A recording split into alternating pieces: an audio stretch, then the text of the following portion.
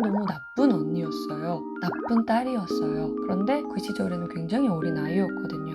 그건 그냥 내 문제가 아니라 엄마의 문제였구나. 그때는 참 그럴 수밖에 없었고 그게 최선이었고 너도 참 불안했고 외로웠겠구나. 그걸 혼자서 감당하느라. 안녕하세요.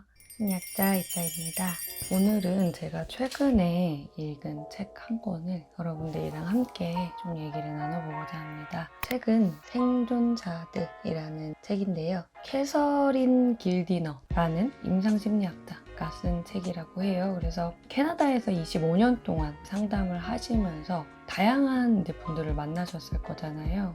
그 중에 이제 네 분의 내담자 얘기를 각색해서 소설 형식처럼 써내려간 책입니다. 내담자의 동의를 받고 각색이 되었다고 합니다. 저도 이제 출판 관련된 제안이나 이런 온 적이 종종 있었는데 아마 제가 나중에 책을 쓰게 된다면 사례에 기반한 책을 저도 쓰지 않을까 싶어요. 왜냐면 저는 이제 공부를 할 때도 그 사례에 기반한 책들을 되게 좋아하는 편이기는 해요. 왜냐면 어렸을 때도 소설을 굉장히 좋아했기도 하고 그러니까 그 사람의 그 한 개인의 깊은 이야기 안에 어떤 보편적인 진리나 변화의 결정적인 요소들을 직관적으로 발견하는 경우가 많고 그럴 때 조금 더 저한테는 개인적으로 울림이 있는 편이거든요. 그래서 사례 형식의 각색된 얘기를 통해서 배우는 거를 좋아하는 편입니다. 그래서 이 책도 굉장히 인상 깊게 읽었고요. 그러니까 제목이 생존자들이잖아요. 그래서 뭔가 이제 어렸을 때 가스라이팅이나 방치나 학대나 애착 손상이나 이제 여러 가지 경험들을 했지만 생존한 사람들, 그런 영웅들, 사람들이 살아가고 살아내고 변화하는 과정들을 잘 담아내고 있고 그 안에서 이제 그 상담사의 성장도 같이 담아내고 있어요. 그래서 뭔가 마음에 관련된 얘기를 읽고 싶은데 추상적이고 지루하다 하시는 분들은 이렇게 사례에 기반한 책들을 읽어보셔도 좋을 것 같습니다. 그래서 제가 인상 깊었던 구절 몇 가지를 함께 좀 나눠볼게요. 상담 치료사는 내담자를 진실의 문 앞으로 데려갈 수는 있지만 그 안으로 끌고 들어가면 안 된다. 때가 되면 그들이 알아서 들어갈 것이다.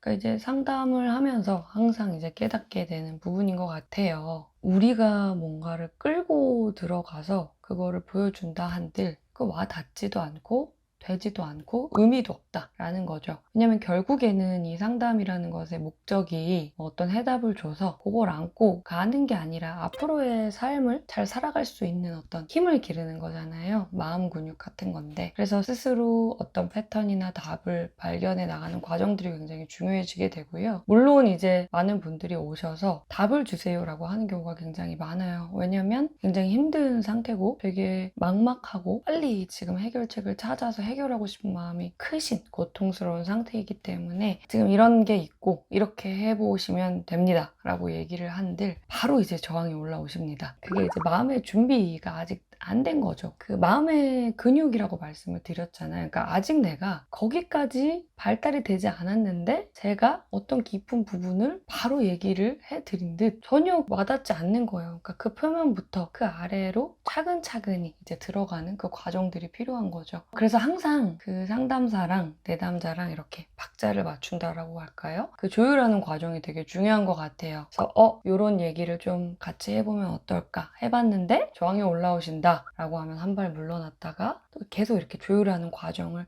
겪는 거죠. 피터의 어머니는 그를 아기 때부터 어른이 될 때까지 말 안 듣고 게으르며 느린 아이로 규정해버렸다. 내가 아는 한 가지가 있다면 어머니에게 안 좋은 낙인이 찍힌 아이는 어머니의 평가를 믿게 된다는 것이다. 이제 그는 어머니의 행동이 그와는 아무 상관없고 모든 게 끔찍했던 그녀의 어린 시절에서 비롯됐을지도 모른다는 사실을 깨달았다. 그러니까 상담에서 과거 얘기를 다루게 되는 중요한 이유 중에 하나인 것 같아요. 그러니까 사실 우리가 어렸을 때 나한테 중요한 대상한테 받은 피드백들은 굉장히 강력한 힘을 갖고 있는 경우가 많아요. 누구에게나. 그런데 사실 그것이 굉장히 잘못된 전제나 잘못된 신념일 경우가 많다라는 거죠. 근데 그거를 안고 굉장히 자기를 수치스러워하거나 죄책감을 가지거나 열등감을 가지거나 그렇게 이제 살아가는 경우가 많습니다. 그래서 이제 과거 얘기를 하게 되는데요. 과거 얘기를 이제 하다 보면 사실 그러한 맥락들이 이제 이해가 될 때가 있어요. 그러니까 엄마가 진짜 나를 게으르고 의지 없고 못난 애로 생각해서 그 말을 한 게 아니라 엄마가 자라온 환경이나 역사가 그러했고 엄마가 받은 양육 방식이 그러해서 되물림이 되었던 부분이 있었고 엄마가 그때 부부관계가 안 좋았기 때문에 엄마가 우울증을 앓고 있었기 때문에 긍정적인 피드백을 할 여력이 없었고 그러니까 그런 상황들 맥락들이 나중에 보이기 시작해요. 그러니까 그러다 보면 그때 그 엄마가 했던 그 말을 내가 그대로 흡수내서 할 필요가 없다라는 걸 깨닫게 되는 거죠. 그건 그냥 내 문제가 아니라 엄마의 문제였구나. 엄마의 이야기였구나. 엄마한테 공을 넘길 수 있게 됩니다. 그럼 나는 그 잘못된 핵심 신념에서 자유로워질 수가 있게 되는 거거든요. 그래서 이런 부분들이 이제 굉장히 안타깝고 참 인간의 어떤 숙명 같은 건데 아무래도 양육자의 영향을 너무 많이 받는 개체이다 보니까 그래서 이제 상담에서 많이 작업을 하게 되는 것 같아요.